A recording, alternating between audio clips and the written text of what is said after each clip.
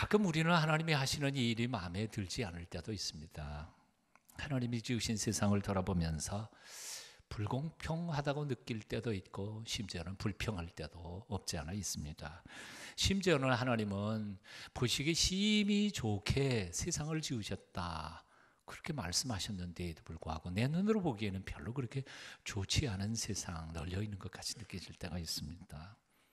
하지만 다시 곰곰이 생각해 보면 하나님께서 깨닫게 해주시는 지혜와 그 은혜로 계시의 정신으로 주의를 다시 한번 돌아보면 하나님께서는 엄청난 지혜와 오묘한 능력으로 이 세상을 만드셨음을 우리는 깨닫게 됩니다.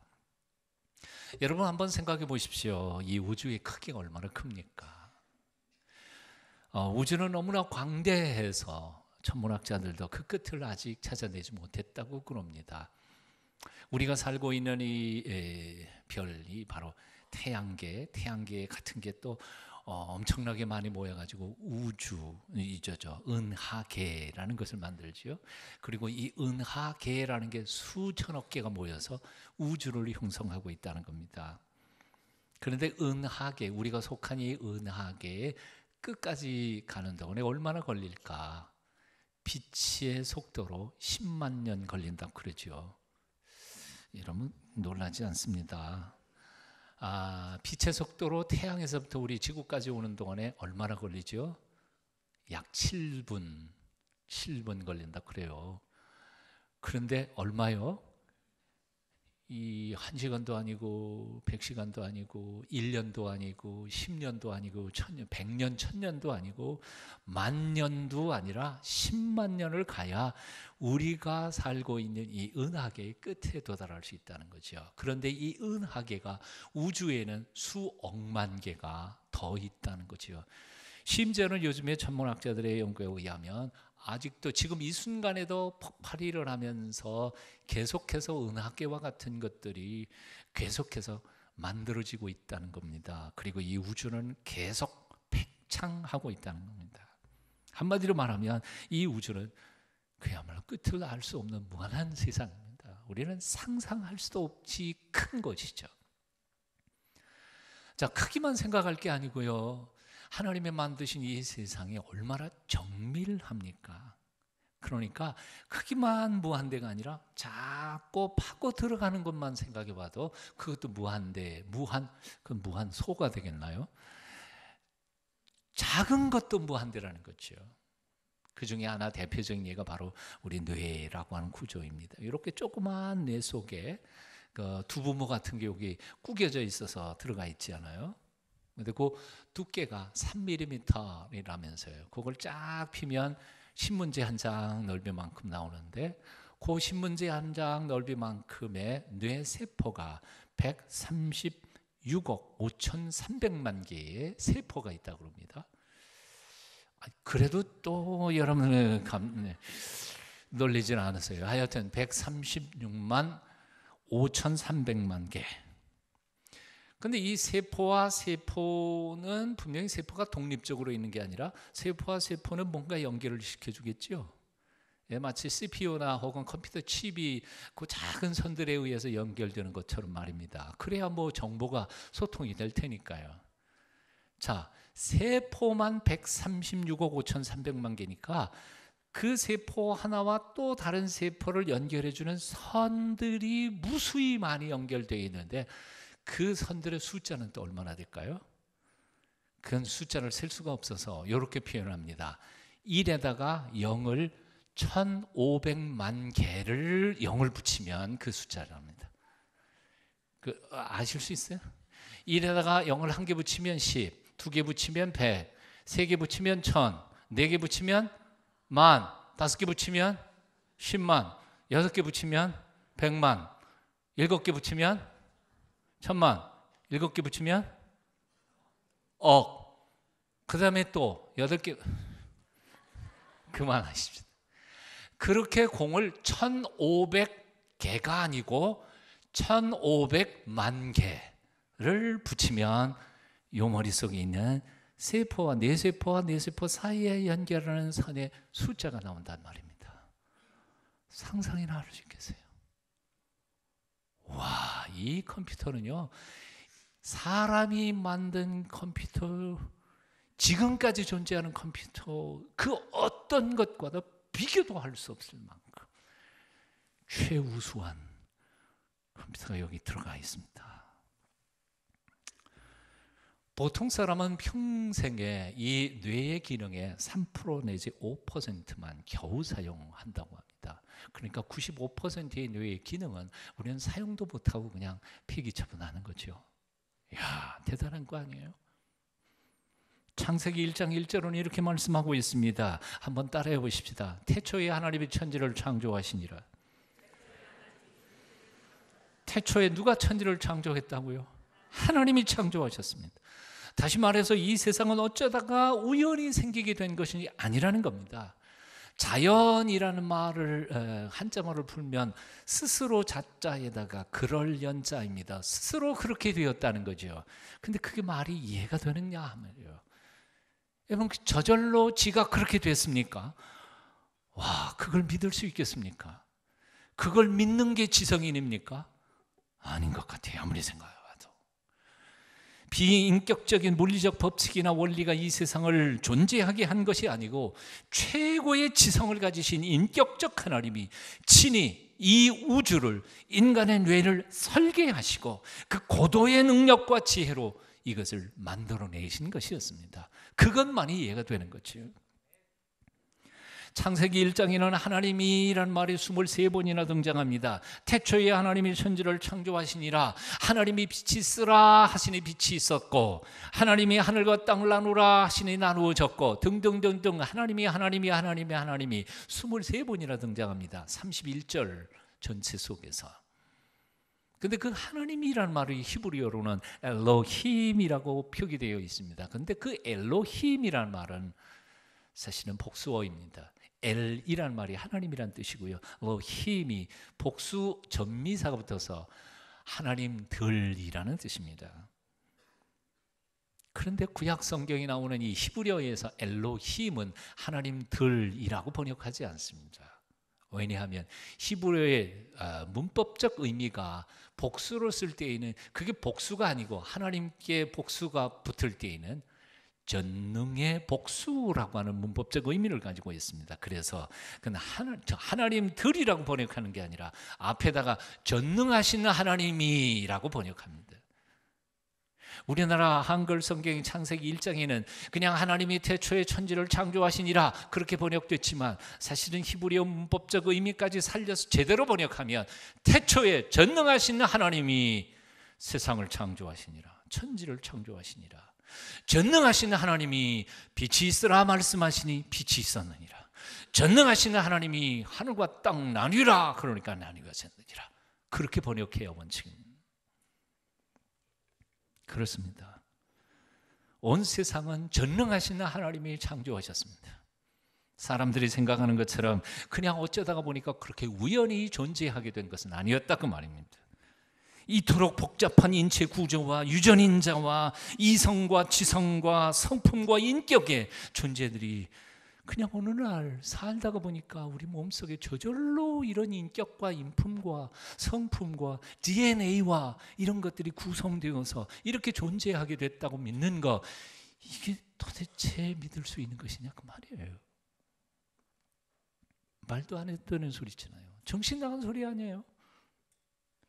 믿음에도 여러 가지가 있습니다. 무턱대고 아무거나 막 믿는 것을 맹신이라고 하고, 못 믿을 것을 믿는 것을 미신이라고 말하고, 믿어야 하는 것을 믿지 않는 것을 바로 불신이라고 말합니다. 오늘날 너무나 많은 현대인들은 과학을 맹신합니다. 여러분 잘 아시는 것처럼 과학은 완성된 학문이 아닙니다. 세월이 지나가면서 점점 더 발달하는 학문입니다. 그래서 지금은 확신을 가지고 선포하는 물리학적인 혹은 원칙이나 법칙이 30년 뒤에는 뒤집어 바뀔 수도 있습니다. 조금만 생각해 보면 깨달을 수 있는 하나님의 창조의 엄연한 사실을 사람들은 믿지 못합니다. 그리고는 세상은 어느 날 갑자기 이 정교한 우주, 이 광대한 우주가 뻥 터져서 생겼다 하는 미신을 믿고 삽니다. 오늘 본문 로마서 1장 18절 이하는 다음과 같이 선포하고 있습니다. 하나님의 진노가 불의로 진리를 막는 사람들의 모든 경건치 않음과 불의에 대하여 하늘로부터 나타날 것입니다. 왜냐하면 하나님을 알만한 것이 저희 속에 보이는 데에도 믿지 않기 때문입니다. 창세로부터 그의 보이는 것, 보이지 않는 것들, 곧 그의 영원하신 능력과 신성이 그 만드신 만물 피조물에 분명히 보여 알게 되나니 그러므로 저희는 핑계하지 못할 것입니다.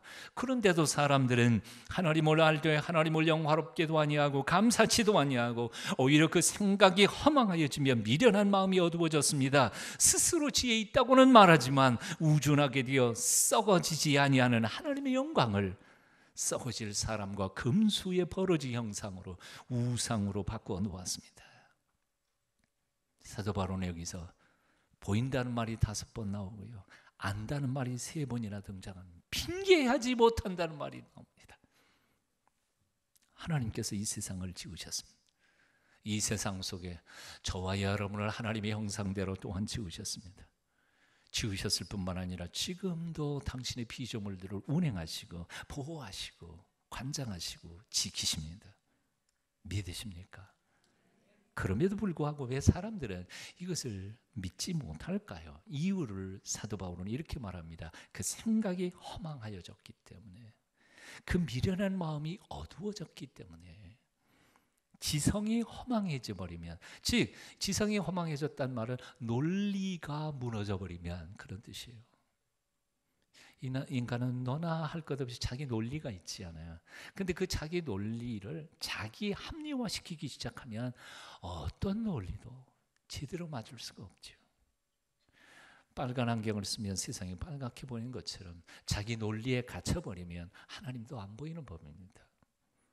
지성이 허망해지면 아무리 똑똑한 대학 교수라도 올바른 판단을 할 수 없는 법입니다. 감성이 어두워지면 아무리 깨끗한 양심을 가진 사람이라 할지라도 죄악의 유혹을 이길 수가 없는 법입니다. 그래서 외국 유학을 다녀왔던 박사님도 이단에 빠져들어갑니다. 국무총리를 지냈던 그 훌륭한 정치가도 이단 교주의 홍보가 노릇을 하고 있습니다. 지성이 허망해지니 창조주와 하나님을 피조물의 모습으로 바꿔놓은 우상을 섬기게 되고, 감성과 영성이 어두워져 버리니까 돈을 섬기고 감투, 권력의 목숨을 걸게 되는 것입니다. 하나님이 지으신 피조물의 아름다움에 도취되어서 그것을 만드시는 하나님을 믿기보다는 오히려 그 피조물의 미에 홀딱 넘어가서 그것을 우상처럼 섬기고 있더란 말입니다. 사랑하는 동숙하죠, 여러분. 여러분의 마음의 눈이 열리시기를 축원합니다. 마음의 귀가 열리시기를 축원합니다. 하나님이 지으신 세상 속에 하나님의 당신의 모습, 당신의 살아계신 능력과 권세를 발견할 수 있는 하나님의 사람들이 되시기를 축원합니다. 하나님이 천지를 지으시고 저와 여러분이 지으셨다는 이 사실 속에 엄청난 축복이 있습니다. 첫 번째 축복은 바로 이런 겁니다. 우리는 두려워할 필요 없다는 거예요. 숙명론에 빠질 필요가 없다는 거예요. 걱정할 필요가 없다는 거예요.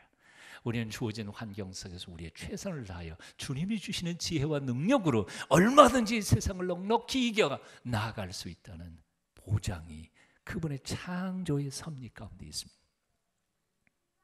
얼마나 많은 사람들이 주어진 인생에 운명을 맡겨놓고 사는지 모릅니다. 얼마나 많은 이들이 사주팔자에 매여서 사는지 모릅니다. 얼마나 많은 이들이 헛된 미신에 사로잡혀서 살고 있는지 모릅니다. 참 어떤 사람은요, 손금에 매여서 살아요. 여러분도 손금 보셨죠? 예, 장난삼아 본다 그러고 들은 다음에는 캥기기에 살아요. 기분 나빠. 기분 나쁠 거 뭐하러 들었어요? 제발 그런 짓 하지 마세요. 저도 조금 볼 줄 알아요. 봐드리고 싶으면 제가 봐드릴게요. 근데 제가 제 손금을 보니까 벌써 저는 죽었어요. 왜 그런지 아세요? 요 엄지손가락으로 이렇게 돌아가는 게 그게 생명선이에요. 설교 시간에 별난 거 다 하네요. 근데 여기 중간에 끊기면 이게 죽는 거예요. 난 죽었어 벌써. 근데 살아있잖아요. 이 틀린 거지요. 예? 그걸 맹신해요. 이게 뺑 돌아가지고 팔뚝까지 가면 장수한대요. 어떤 사람은 뭘 또 그렇게 보세요.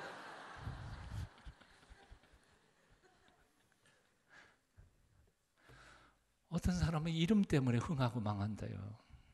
어떤 사람은 얼굴 관상 보니까 너는 아무래도 되는 게 없겠다. 미국 유학까지 다녀온 대학 교수님이었습니다. 집에 아이들이 자꾸 병 들어가니까 자기 아내도 병원에 입원하고 나니까 저 시골에 계시는 어르신들이 그냥 올라오셨습니다. 올라오셔서 하신다는 말씀이, 아무래도 너희 집안이 그렇게 어려움을 당하는 이유를 내가 그래서 조금 잘 아는 사람한테 물어봤다. 그랬더니 그 사람이 하는 말이, 네가 사는 동네하고 네 집이 이게 안 좋다더라. 그 사람이 강남 개포동에 살고 있었습니다. 아파트에. 그런데 그 안다는 사람이 한다는 말이, 이 개포동이 황천이다. 그러니 서대문 쪽으로 빨리 보따리 싸가지고 이사 가라. 그렇지 않으면 다 죽는다. 자, 이사 갔을까요? 안 갔을까요? 이 대학 교수님은 모태신앙이에요. 부모님이 그렇게 들들 볶으니까 마음 한쪽 구석에서는 좋은 게 좋은 거지. 그래도 옛날 우리 조상님들이 다 믿었던 거 그래도 일리는 있지 않겠냐. 몇 자리도 그렇고. 그래, 이 집도 어쩐 그럴지도 몰라. 그래가지고 팔리지도 않는 아파트를 반값에 팔고 서대문 쪽으로 이사 갔네요. 이사 간 지 며칠 만에 5살짜리 딸내미가 그만 비명을 질러서 세브란스에 입원합니다. 들어가서 보니까 원인을 알 수 없는데 막 비명을 지르니까 개복을 했습니다. 봤더니 창자가 썩은 겁니다.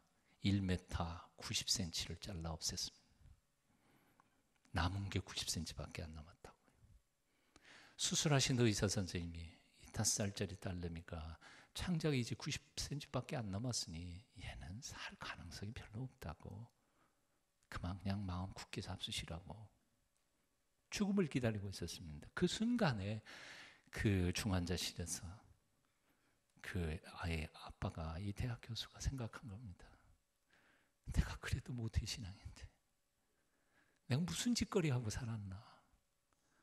그래서 목사님한테 연락을 했습니다. 뭐 죽더라도 기도나 받고 죽자. 목사님이 달려왔습니다. 중환자실에 목사님 들어가셔서 기도하는데 하나님께서 특별한 은총을 베풀어 주셔서 목사님이 기도하는 중에 환상이 보였습니다. 빛이 하늘에서 황금빛 같은 게 쫙 내려오면서 그 아이의 뱃속으로 쫙 빛이 들어가는 거예요. 그래서 목사님 확신을 가졌습니다. 이 아이 산다. 중환자실에 나와서 부부를 앞에다 놓고는 이렇게 말한 겁니다. 내가 이런 환상 봤는데, 특별한 환상이, 이런 일이 별로 없는데 이 아이는 특별히 하나님이 살려준다고 약속하신 것 같다. 그러니 내일부터 새벽기도 40일 새벽기도 해라. 모태신앙인데 새벽기도 한 번도 해본 적이 없는 이 사람이, 대학 교수 내외가 그 다음 날부터 새벽기도를 나오기 시작한 겁니다. 놀라운 것은 40일 만에 그 아이는 완쾌돼서 퇴원을 합니다. 죽을 거라던 아이가 창자가 늘어나면서 자라면서 살아나온 거예요. 그 양반이 이런 고백을 합니다. 그 후로는 그래, 사주팔자, 액땜, 관상, 이름, 아이고 손금, 그런 쓰잘데기 없는 짓 내가 다시는 안 하리라. 우리를 주신 창조주 하나님, 하나님만 온전히 바라보리라. 그 후로 마음의 평화가 가득 차게 되었다. 이사야 43장 1절로 3절, 야곱아 너를 창조하신 여호와께서 이제 말씀하시느니라. 이스라엘아 너를 조성하신 자가 이제 말씀하시느니라. 너는 두려워 말라. 내가 너를 구속하였고 내가 너를 지명하여 불렀나니 너는 내 것이라.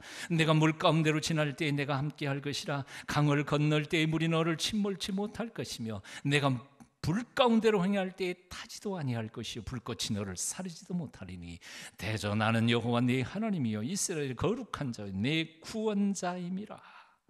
믿으십니까? 어떤 실존주의 철학자는 이렇게 표현했습니다. 인간은 탈출구 없는 독방에 내어 던져진 존재다. 다시 말하면 어디에서부터 왔는지 어디로 갈 것인지 모른 채 의미와 목적도 없이 고아처럼 내어 던져진 존재가 우리 인생이라고 그 철학자는 생각한 것입니다. 어떤 과학자들은 인간은 어쩌다가 보니까 잘 우연히 잘 진화된 생명체라고 보고 있습니다. 우리 인생을 그렇게 보는 사람들이 과연 인생을 행복하게 살 수 있을까요? 목적 없이 내 던져진 고아 같은 존재요, 기껏 해봐야 잘생긴 원숭이, 그런 삶에 무슨 행복이 있겠습니까? 하지만 성경은 정반대의 메시지를 우리에게 선포해주고 있습니다. 태초에 전능하신 하나님이 천지를 창조하시니라. 우리도 창조하셨습니다. 당신의 형상대로. 이 말씀의 뜻을 현대적으로 풀어본다면 이렇게 말할 수 있습니다. 제가 조금 읽어드리겠습니다. 우리 인생은 어쩌다가 보니 우연히 이 세상에 존재한 것이 아니다. 생년월일 4개의 숫자, 4주가 그리고 8자가 운명을 지배하는 것도 아니다. 하나님께서 온 천지 우주 만물을 만드셨고 그 중에 가장 소중한 존재로 인생들을 지으셨다. 우리는 목적도 방향도 없이 세상에 내 던져진 고아가 아니라 뭔가 특별한 목적이 있어서 지음을 받은 후에 그 목적을 이루기 위하여 사명을 띠고 이 세상에 보냄을 받은 거룩한 하나님의 자녀들이다. 우리는 우리 자신의 재주를 믿고 살거나 어떤 팔자나 운명에 우리의 목을 메고 사는 존재들이 아니라 온 천하를 지으신 창조주 하나님, 그분의 힘과 지혜를 가지고 온 세상을 새롭게 하는 하나님의 일꾼들이다. 믿으십니까? 믿으셔야 돼요. 그러니까 삶을 보는 눈이 다 달랐어요. 믿고 안 믿고는 여러분 자유입니다. 그러나 무엇을 믿든지 그 믿음에 대한 결과는 자신이 책임을 져야 할 것입니다. 창조신앙을 가진 사람은 전능하신 하나님이 창조적인 인생을 살도록 도와주실 것입니다.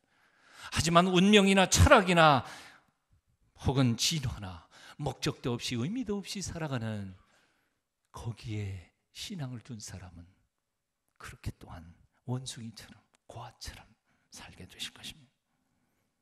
무엇을 믿으시겠습니까? 선택하십시오. 한번 따라해 보실래요? 나는 창조주 하나님을 믿습니다. 그 믿음이 여러분의 것이 되시기를 축원합니다. 자, 이제 말씀을 맺으면서 하나님의 온 세상을 그리고 나를 지으셨다고 하는 이 말씀이 우리에게 주시는 명령, 중요한 명령 한 가지를 나누려고 합니다. 하나님이 나를 지으셨다면 나는 어떻게 살 것이냐? 이렇게 살아야 된다는 거예요. 얘기 한마디 합니다. 오늘날 어린 소녀가 추운 길 모퉁이에서 서서 구걸을 하고 있었습니다. 옷은 다 헤어져서 너덜너덜거리고 몸은 떼국물이 흘러내리며 비치도 않은 머리 엉켜 뒤엉켜서 떡처럼 뒤엉켜 있었습니다. 제발 먹을 것 좀 달라고, 며칠 굶었는지 모르는 죽어가는 소리로 먹을 것 좀 달라고 구걸하고 있었습니다.